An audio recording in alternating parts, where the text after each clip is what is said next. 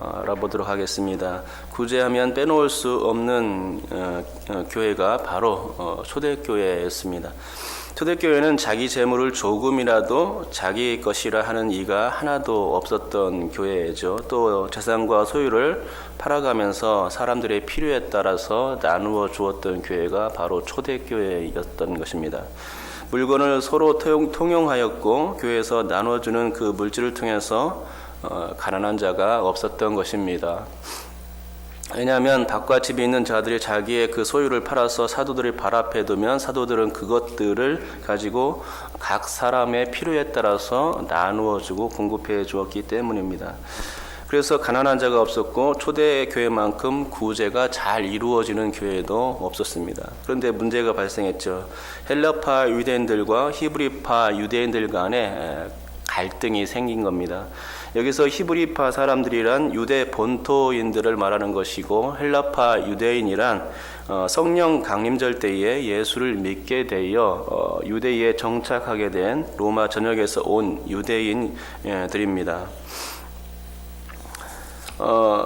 그런데 이 둘 사이에 문제가 생겼죠. 사실 초대교회 사람들은 이처럼 서로 당을 짓고 분리하는 일과는 아주 거리가 먼 사람들이었습니다. 그들은 언제나 모이기를 힘썼던 공동체이고 또 모이면 일심으로 기도하고 예배하는 공동체였기에 초대교회는 교회가 하나 되는 일에 소홀함이 없었습니다.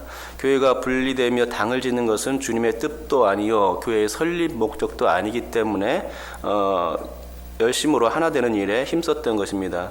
그래서 예루살렘 교회는 사도들을 중심으로 하나 되는 일에 힘썼는데 하지만 이 구제를 시행하는 과정에서 이제 문제가 발생했던 것이죠. 교회는 예수 안에서 연합해야 하는데 구제 문제가 발생하니 결론적으로 말하자면 헬라파냐 유대파냐 해가며 이제 당이 생겨버린 것입니다. 큰일이 아닐 수 없었죠. 분열이 조짐이었습니다. 교회 설립 초장부터 이런 일이 발생한다는 것은 아주 좋지 않은 일이었습니다. 문제가 발생하면 그냥 놔두면 안 됩니다. 암도 초기에 발견하면 완치율이 높고 또 고인물은 오래되면 썩지 않습니까? 그렇기 때문에 오래되지 않도록 하는 것이 좋습니다. 그러기에 문제를 발견했으면 빨리 조치하고 치료하는 게 관건입니다. 만약 그렇지 않고서 문제를 오래 놔두고 그렇게 되면은 골마 터져서 결국엔 수습이 불가하는 그런 과정이 될 수 있다는 것입니다. 특별히 교회에서 당을 짓고 서로 간에 얼굴을 붉히며 원막의 싹을 틔우는 일은 교회가 분리되는 커다란 아픔으로 이어질 수 있기 때문에 매우 주의가 요망되는 일이었습니다. 그랬기에 사도들은 사태의 심각성을 알고 즉각적으로 이 일에 대처했던 것입니다. 그럼 여기서 몇 가지 문제를 제기하고 이 문제 제기에 대한 답을 한번 찾아보는 게 좋을 것 같습니다. 첫째로 교회 내에서 과연 구제가 필요한가라는 이 문제입니다. 구제로 인해서 자꾸만 문제가 발생한다면 그것을 시행하지 않아도 되는 거 아닌가, 그게 더 낫지 않느냐 하는 것입니다. 둘째로 구제를 시행하되 문제가 발생하지 않게 지혜롭게 처리할 수 있는 방법은 없는가 하는 것입니다. 초대교회 성도들이 인심이 박하거나 너와 나를 구분이던 사람들은 아니었습니다. 그럼에도 불구하고 문제가 발생했던 것이죠. 구제의 시행 과정에서 오류와 누락이 있었고 이는 사랑의 결핍의 문제였다기보다는 시스템의 문제였던 것입니다. 셋째로 그러면 구제의 대상은 누구가 되어야 하는가 하는 것입니다. 구제를 하긴 해야 하겠는데 대상을 정하는 건 그렇게 쉽지만은 않습니다.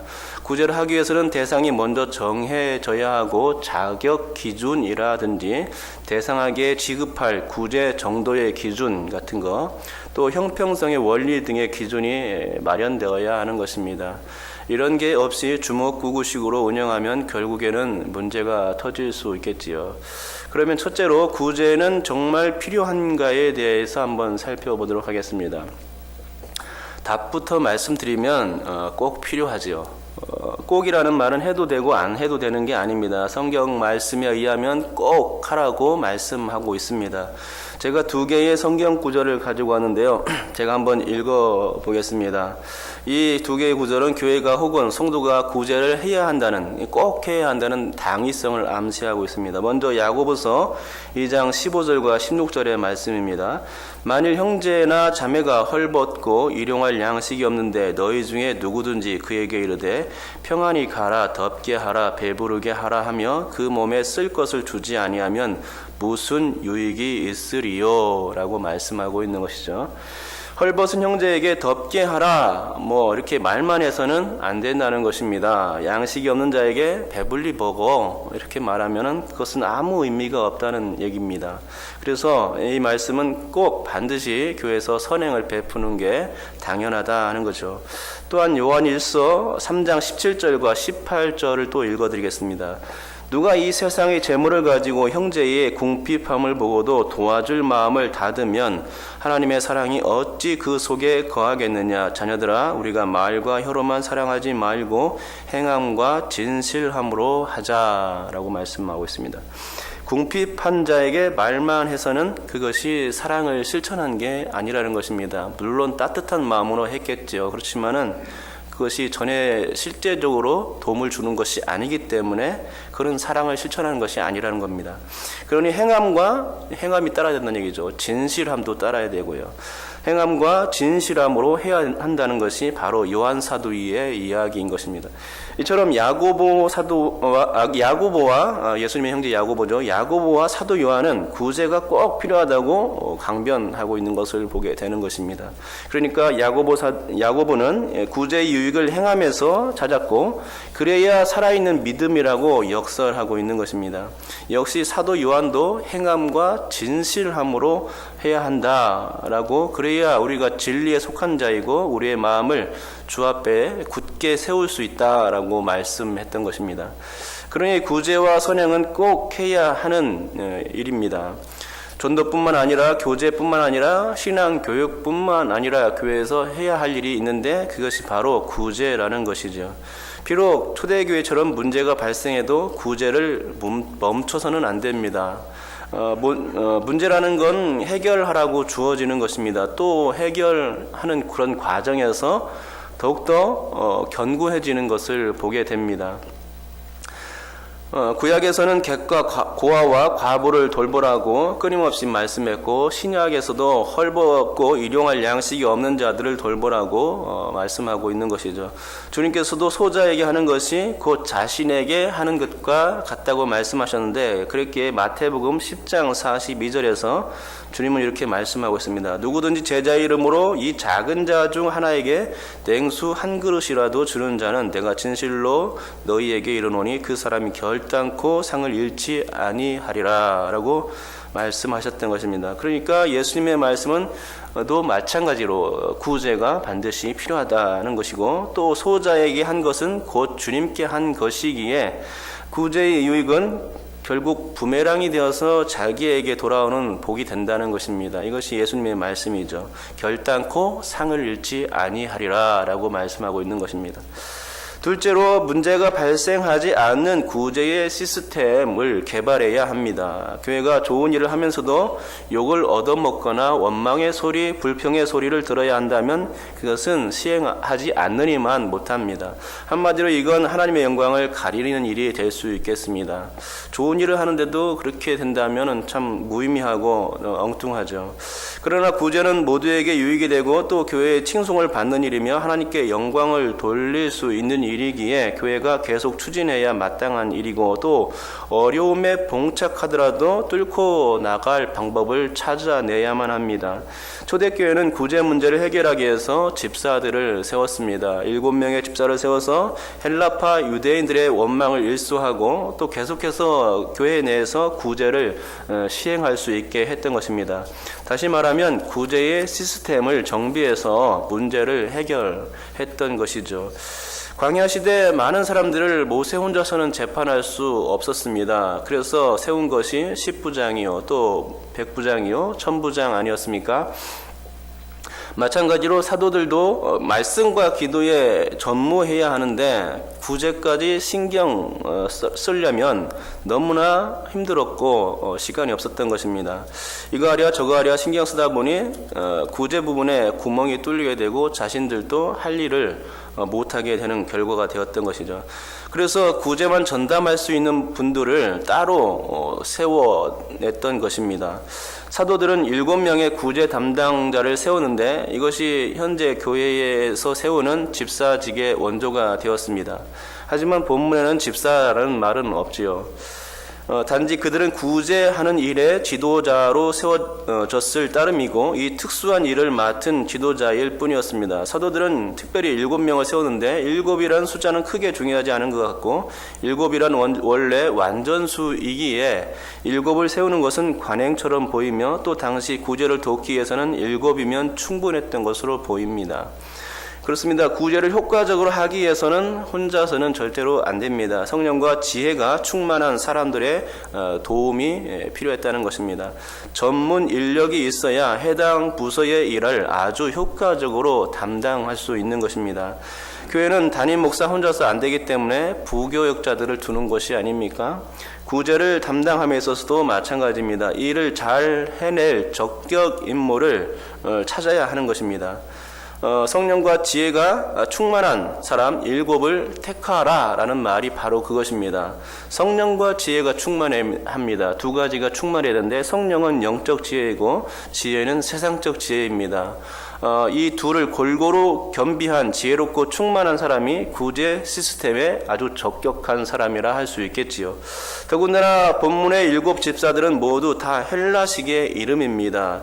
이는 그들이 모두 헬라파 유대인들이라는 것을 암시하는데 이렇게 헬라파 유대인들을 지도자로 세움으로써 사도들은 구제의 형평성을 해결하려 했던 것입니다. 왜냐하면 본 사건이 히브리파 사람들에 대한 헬라파 사람들의 원망이기 때문에 리더를 세움에 있어서 당연히 헬라파 사람들이 적격이었던 것이죠.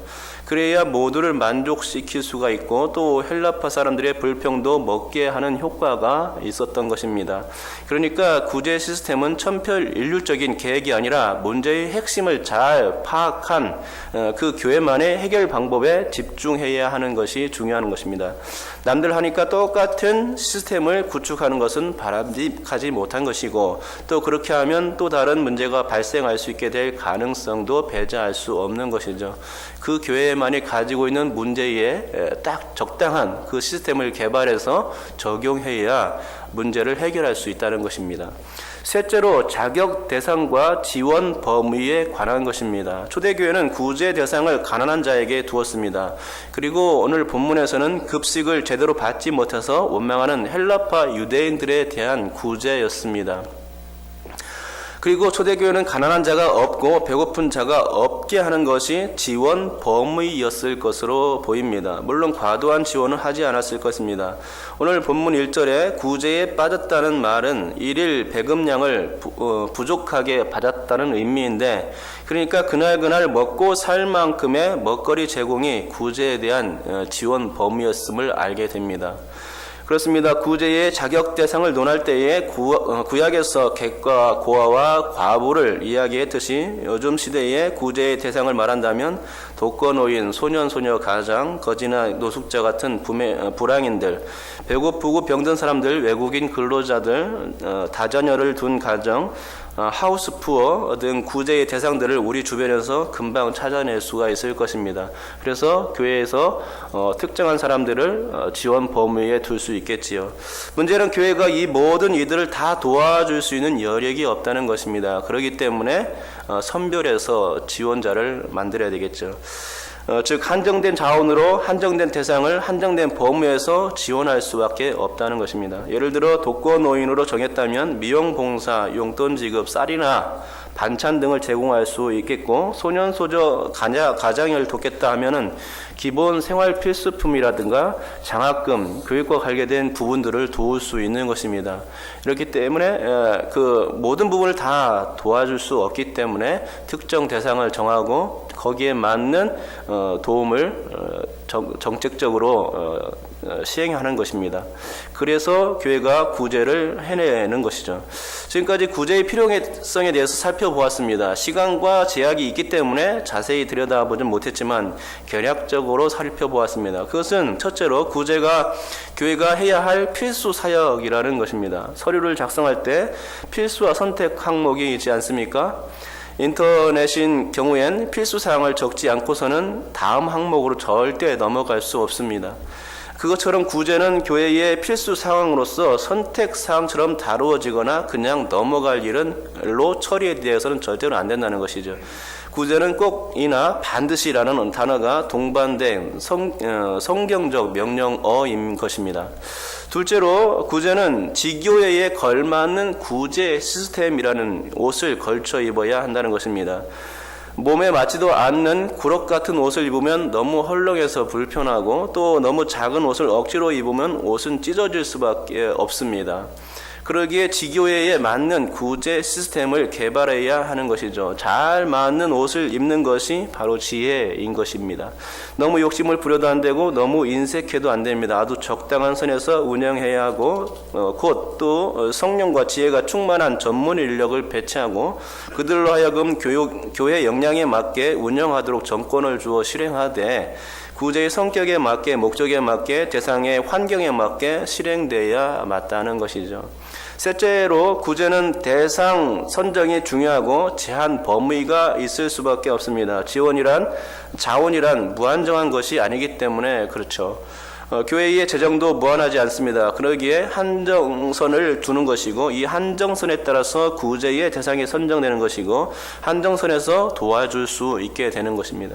곧 구제는 교회의 지원 역량과 함께 가야 맞습니다. 이상과 같이 초대교회는 끝까지 사회의 약자들에게 관심을 가졌다는 것이고 문제가 발생하자 빠르게 대처해서 구제 시스템을 도입했다는 것이며 교회의 역량에 맞는 구제를 시행했던 것입니다.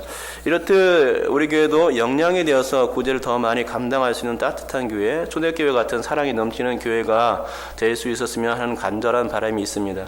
교회뿐만이 아니라 여러분께서도 구제와 선행을 감당함으로써 부메랑의 축복을 받아 누릴 수 있기를 주님의 이름으로 축복합니다. 기도하겠습니다.